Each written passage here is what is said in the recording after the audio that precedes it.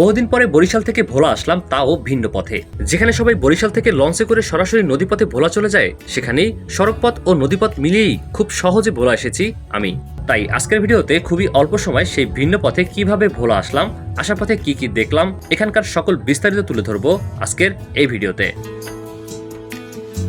সকাল 10টার মধ্যেই আমি বরিশাল থেকে রওনা করেছি ভোলার উদ্দেশ্যে, আর শহর থেকে একটি রিক্সা নিয়ে এখন যাচ্ছি বরিশাল নদী বন্দরের দিকে। যদিও সকাল সকাল বরিশাল শহর অনেকটা নীরব ছিল, তাই খুবই অল্প সময়ের মধ্যে কোনো যানজট ছাড়াই আমরা কিন্তু পৌঁছে যাচ্ছি ঘাটের দিকে।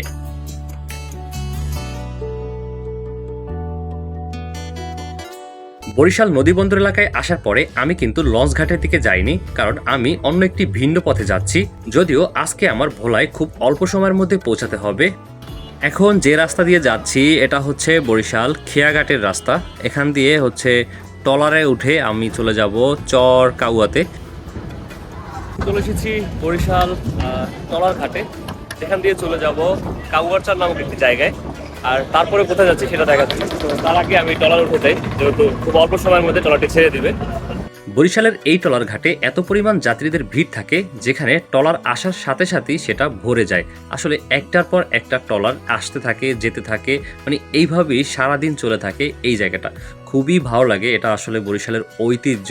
তবে সারাদিন যে পরিমাণ যাত্রী আসে, সেক্ষেত্রে আমি মনে করি এখানে যদি একটা সেতু থাকতো তাহলে খুবই অল্প সময়ের মধ্যে যাত্রীরা আসতে পারতো, তাহলে এই ট্রলারে করে আসা যাওয়ার বিষয়টা আর থাকতো না।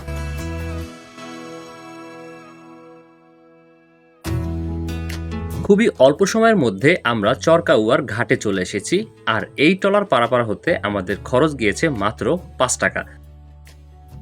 তো 5 টাকা হচ্ছে ফেরত পেয়েছি, মানে এখনো যে 5 টাকা ভাড়া আছে এটাই অনেক। এটা হচ্ছে বরিশাল থেকে চরকাউয়ার যে সেখানে 5 টাকা বিনিময়ে এখন যাচ্ছি সামনে, যেখান থেকে বাসে উঠবো। এটা কিন্তু একটু সহজ পথ, আপনি লঞ্চ থেকে তাড়াতাড়ি যেতে পারবেন এই পথ দিয়ে। অনেক যাত্রী, আসলে এই জায়গাটা এমন একটি জায়গা যেখানে ট্রলার 2 মিনিট ওয়েট করা লাগে না। একটা ট্রলার আসে, অপরটা ভরে যায়, মানে এত ফাস্ট। এটা আমি এর আগে ফরিদাপুর নামক একটি খেয়াঘাটে দেখেছি, সেখানেও ট্রলার আসার সাথে সাথেই যাত্রী হয়ে যায়। সেম এরকম একটি জায়গা হচ্ছে এই চর কাউয়া। তো আমরা এখন চরকাউয়া বাজারে রয়েছি, এখান থেকে এখন ভিন্ন রাস্তায় যাচ্ছি, সেটা দেখাচ্ছি। লাহার কোনটা এটা? তো এই যে এই পাশে যে গাড়িটা, এটাই হচ্ছে লাহারাট যাওয়ার গাড়ি। তো আমি লাহারাট চলে যাব। তো এখানে আরো বিভিন্ন জায়গায় যাওয়ার গাড়ি রয়েছে, অনেকেই হচ্ছে এখানে মনে হয় আসে নাই, বাট খুবই জমজমাট একটি প্লেস হচ্ছে এই যে লাহারাট বলে ডাকতেছে। লাহারাটের গাড়িতে উঠে যাব। বাস ছাড়ার মাত্র 2 মিনিট আগেই আমি গাড়িতে উঠেছি, মানে একদম ফিক্সড সময় আমি পৌঁছে গিয়েছি জায়গা মতো। জায়গাটা খুবই ভালো। তো এখন হচ্ছে আমরা রওনা করেছি লাহারাটের উদ্দেশ্যে। তবে যেতে বেশি একটা সময় লাগবে না, 25 মিনিটের মতো সময় লাগতে পারে। আর এই চরকাউয়া থেকে লাহারাট পর্যন্ত ভাড়া নিবে মাত্র 35 টাকা। এবার দীর্ঘ 30 মিনিটের কাছাকাছি সময় বাসে বসে থেকে অবশেষে আমরা পৌঁছে গিয়েছি লাহারাটে।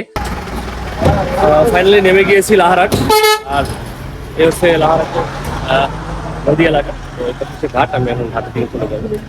লাহারাট হচ্ছে সেই ঘাট যেখান থেকেই ভোলাতে ফেরি ছেড়ে যায়। আসলে ভোলা থেকে বরিশাল আসতে হলে বা ঢাকা যেতে হলে এই ফেরির মাধ্যমেই মানুষের বরিশালে আসতে হয়ে থাকে। আর আজকে যদি ভোলাতে সেতু থাকতো তাহলে এই ফেরির ব্যবহার হতো না। দেখতে পাচ্ছেন লাহারাটে একটি হাতির সাথে দেখা হয়েছে, অনেক বড় একটি হাতি, তার উপরে একজন মানুষ রয়েছে। হয়তো এটাকে বলা যাবে নাকি, আসলে ফেরিতে হাতি যাচ্ছে ভোলায়। শুধু গাড়ি নয়, মানুষ নয়, হাতিও আজকে এই লাহারাটের ফেরি থেকে ভোলা যাবে। ফাইনালি হাতিটি ফেরিতে উঠে গেল, আর সে আমাদের দ্বীপ জেলা ভোলাতে প্রবেশ করবে। তো যেহেতু ফেরিতে হাতি চলে গেল, এবার আমারও তো যেতে হয়। আকাশ খুবই মেঘলা, তার মধ্যে থেকে আমাদের নদী পাড়ি দিতে হবে। আর যে কোনো সময় ঝড় আসতে পারে, এরকম একটা পরিস্থিতি তৈরি হয়ে গিয়েছে অলরেডি। তো আমি চেষ্টা করব একটু পরে রওনা করার জন্য, যাতে এই ঝড়ের কবলে না পড়তে হয়। কিছুক্ষণ পরেই প্রচণ্ড পরিমাণ বৃষ্টি শুরু হয়ে গিয়েছে, আর এত বৃষ্টি হচ্ছে সামনে কিছু দেখাই যাচ্ছে না, তাই আমি লাহারাটে অনেকক্ষণ যাবৎ ওয়েট করেছিলাম। তবে বৃষ্টি বেশিক্ষণ দীর্ঘ ছিল না, অল্প সময়ের মধ্যেই শেষ হয়ে গিয়েছে। আর এখন আবার যাত্রা শুরু করেছি ভোলার উদ্দেশ্যে। যেহেতু লঞ্চ আসতে একটু সময় লাগতে পারে, কারণ অলরেডি 2টা লঞ্চ চলে গিয়েছে আমি এখানে আসার পরই, তাই আমি চাচ্ছি এখন স্পিড বোটে খুবই অল্প সময়ে চলে যাওয়ার জন্য। আর এখানে 170 টাকা করে হচ্ছে ভাড়া নিয়ে থাকে। আর সবকিছু মিলিয়ে বরিশাল থেকে একদম ভোলা ভেদুরিয়া ঘাট পর্যন্ত এই রুটে যেতে খরচ যায় মাত্র 210 টাকা। এখন অনেকেই বলবেন যে লঞ্চে মাত্র 150 টাকা নিয়ে থাকে বা 160 টাকা নিয়ে থাকে, তো লঞ্চে অনেক সময় লাগে, স্পিড বোটেও মোটামুটি অনেক টাকাও চলে যায়। বাট এই রাস্তা দিয়ে আপনি লঞ্চে বা স্পিড বোটে যেভাবেই যান না কেন খুবই অল্প খরচের মধ্যেই একদম অল্প সময়ে বরিশাল পৌঁছাতে পারবেন। তবে যাদের জরুরি প্রয়োজন তারা এখানে যেতে পারেন, বাট যাদের জরুরি প্রয়োজন নেই তারা রিল্যাক্সে লঞ্চে যেতে পারেন। আর হ্যাঁ, অবশ্যই স্পিড বোট বা লঞ্চে ওঠার আগে আপনারা আবহাওয়া দেখে নেবেন।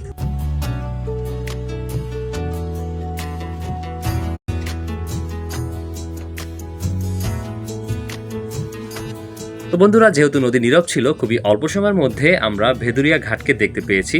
আর খুবই ভালো লাগা কাজ করতে এসে যে অবশেষে নিজের জেলাতে পৌঁছে গিয়েছি।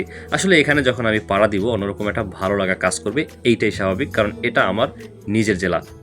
বোট থেকে নেমে এখন সরাসরি গাড়ি স্ট্যান্ডে যাচ্ছি, যেখান থেকে আমি চলে যাব ভোলা মূল শহরে। কারণ আমার উপজেলা কিন্তু চরফ্যাশন, যদিও ভোলাতে আজ সময় দিব না, সরাসরি চরফ্যাশন চলে যাব। তাই দেখব কোনো সিএনজি পাওয়া যায় কিনা একদম সরাসরি চরফ্যাশন যাওয়ার জন্য। আসলে এখানে অনেক গাড়ি পাওয়া যায়, আসলে এখানে আসলে গাড়ির অভাব হবে না, আশা করি টাইম মতো আসতে পারবে। দেখি ভালো আছেন? আলহামদুলিল্লাহ। আসসালামু আলাইকুম। ভালো আছেন? ভালো আছেন? তো এখানে আসার পরে অনেক ভাইদেরকে পেয়ে গেলাম, তারা সবাই আমাদের ভোলা জেলার, আসলে সিএনজি আছে, তো তারা ভিডিও দেখে, খুবই ভালো লাগলো। তো ইনশাআল্লাহ আবারও দেখা হবে আপনাদের সাথে, আর ভিডিও দেখবেন বেশি বেশি। আসসালামু আলাইকুম। আচ্ছা ঠিক আছে, আল্লাহ হাফেজ। আসসালামু আলাইকুম। ভালো আছেন ভাই? ভালো আছেন? ভিডিও হচ্ছে কিন্তু। হ্যাঁ ভাই, ভালো আছেন? আচ্ছা, তো একটু দাঁড়ান। না থাক, আর বেশিক্ষণ দাঁড়ানো লাগবে না, আমি অলরেডি সিএনজিতে উঠে পড়েছি, যাচ্ছি নিজের উপজেলা চরফ্যাশনে।